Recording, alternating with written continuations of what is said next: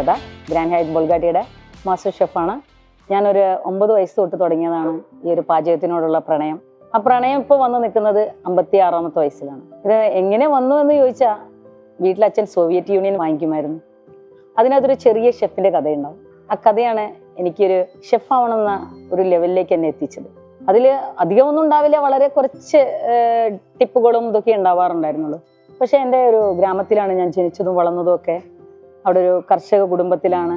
അതുകൊണ്ട് തന്നെ എന്നും പാചകം അവിടെ ഒരു രാവിലെ തുടങ്ങി ഒരുപാട് ആളുകൾ ഭക്ഷണം കഴിക്കാനും അതുപോലെ പാചകം ചെയ്യാനുമായിട്ടുണ്ടാവുമായിരുന്നു.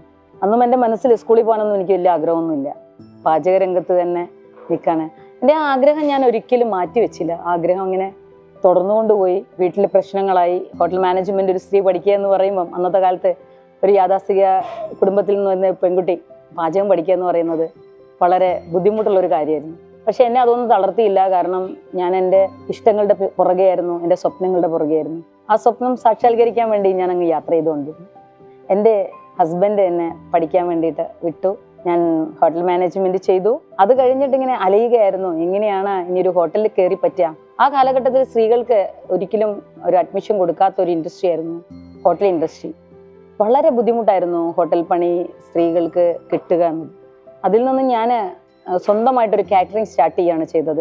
പക്ഷെ അതൊന്നും എൻ്റെ മനസ്സിനെ അങ്ങോട്ട് തൃപ്തിയാക്കിയില്ല. കാരണം ഇത് ഒരു ചെറിയ ഒരു സ്ഥലത്ത് നിന്ന് പാചകം ചെയ്യുക എന്നത് അതല്ല എൻ്റെ ലക്ഷ്യം. അതല്ലായിരുന്നു. കേരളത്തിൻ്റെ അങ്ങോളം ഇങ്ങോളമുള്ള പാചകം എന്താണ്, എങ്ങനെയാണ്, അതുപോലെ തന്നെ വെസ്റ്റേൺ കൺട്രീസിലുള്ളത്, അറേബ്യൻ ഫുഡുകൾ, ഇതിനെയൊക്കെ കുറിച്ച് പഠിക്കാൻ വേണ്ടി എനിക്ക് ഭയങ്കര ആഗ്രഹമായിരുന്നു. 7-8 വർഷത്തോളം ഞാൻ സ്വന്തമായിട്ട് കാറ്ററിംഗ് ചെയ്തു. ആ കാറ്ററിംഗ് ഒന്നും എന്നെ തൃപ്തിയാക്കാത്തത് കൊണ്ട് ഞാൻ അങ്ങനെ ചെന്നൈക്ക് പോവുകയാണ്. ചെന്നൈയിലായിരുന്നു എൻ്റെ സ്റ്റാർട്ടിങ്.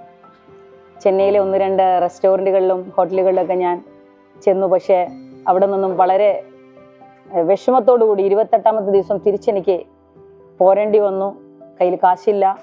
കള്ളവണ്ടി കയറിയിട്ടാണ് ഞാൻ പോന്നത്. പിന്നീട് ഞാൻ കേരളത്തിൽ പല ഹോട്ടലുകളെയും സമീപിച്ചു.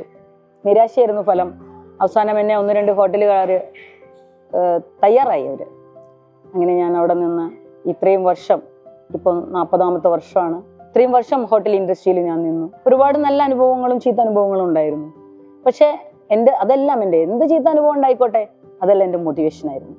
ആ ഒരു മോട്ടിവേഷനാണ് ഒരു പക്ഷേ ലതാ ഷെഫ് എന്ന് പറയുന്ന എന്നെ ഇവിടം വരെ കൊണ്ടെത്തിച്ചത്.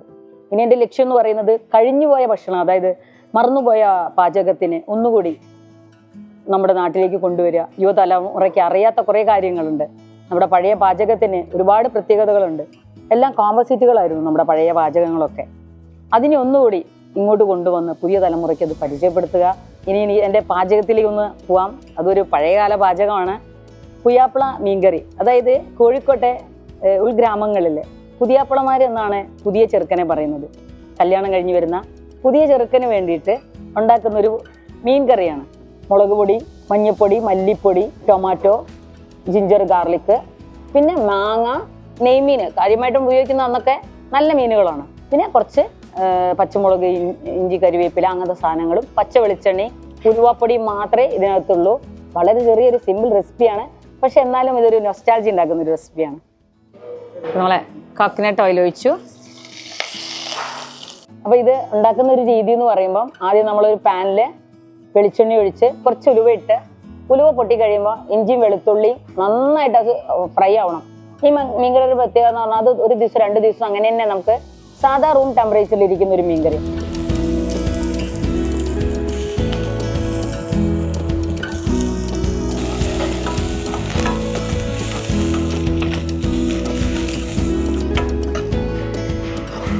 ഈ ഉലുവ പൊട്ടി കഴിയുമ്പോൾ നമ്മൾ മുളക് അരച്ചതാണ്. ഇപ്പം നമ്മളൊക്കെ മുളക് പൊടിയാണ് ഉപയോഗിക്കുന്നത്. അത് അന്നത്തെ രീതിയിൽ മുളക് അരച്ചതാണ് ഉപയോഗിക്കുക. ഈ മുളക് അരച്ചത് നന്നായിട്ട് കുക്ക് ചെയ്യും.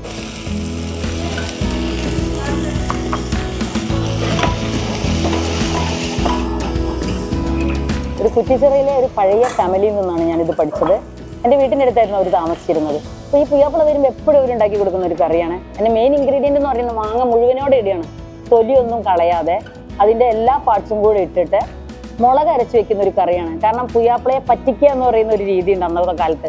കോഴി നിറച്ചതെന്ന് പറഞ്ഞ് കൊടുക്കുമ്പോൾ കോഴിയുടെ നിറച്ചതിനകത്ത് വേറെ എന്തെങ്കിലും ടിഷ്യോ അങ്ങനെ എന്തെങ്കിലും വെച്ച് നിറച്ച് കൊടുക്കും. അതേപോലെ ഈ മീൻകറിയിൽ മാങ്ങ മുഴുവനോടെ ഇങ്ങനെ ഇടുക ചെയ്യുക.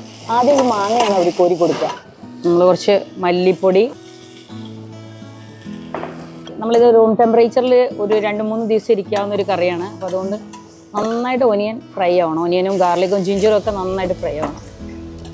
മല്ലിയൊന്ന് നന്നായിട്ട് മൂത്തതിന് ശേഷം കുറച്ചുകൂടെ വെളിച്ചെണ്ണ ഒഴിച്ച് നമ്മൾ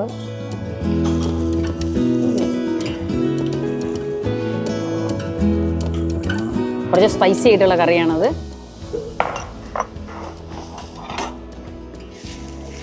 ഇതിൻ്റെ പ്രത്യേകത വെച്ചാൽ ഇതാ ഈ മാങ്ങ ഇങ്ങനെയാണ് നമ്മൾ ഇടുന്നത്. ഇതിൻ്റെ എല്ലാ ഭാഗങ്ങളും കൂടി ഇട്ടിട്ട് കുറച്ച് പുളിവെള്ളം ഒഴിച്ചു.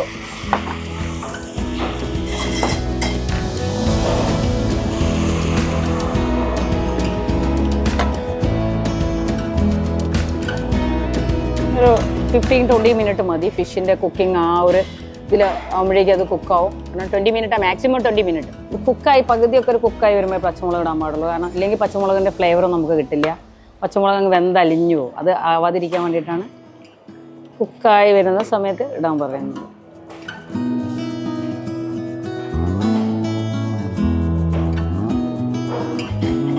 നമുക്ക് ഫിഷ് ഇടാം. നെയ്മീനാണ്.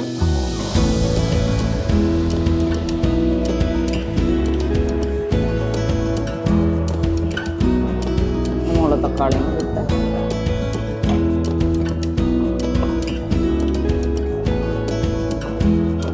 നെയ്മീന് മാക്സിമം 7 മിനിറ്റ് കുക്കിംഗ് ടൈം വേണ്ടു. 7 മിനിറ്റ് കൊണ്ട് മീൻ കുക്കാവും. പ്രോൺസിനായാലും ഒരു 6 മിനിറ്റ്. ഇറക്കി വെക്കാൻ സമയത്ത് ചെറിയ ഉള്ളി നന്നായിട്ട് അരിഞ്ഞ് തടുക്ക ഇട്ട് വെളിച്ചെണ്ണയിൽ ആക്കി തടുക്ക ഇട്ടിട്ട് ഇതിൻ്റെ മുകളിൽ തടുക്ക ഒഴിക്കുന്നു.